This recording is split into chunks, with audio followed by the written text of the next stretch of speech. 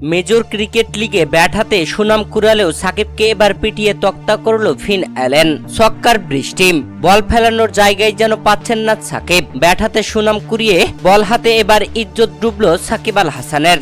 দর্শক, major league ক্রিকেটে নিজেদের দ্বিতীয় ম্যাচে খেলতে নেমেছে লস অ্যাঞ্জেলস নাইট রাইডার্স। আর এই ম্যাচে সান ফ্রান্সিসকো ইউনিকর্সের বিপক্ষে টসে হেরে লস অ্যাঞ্জেলস নাইট রাইডার্স আগে ব্যাট করতে নামে।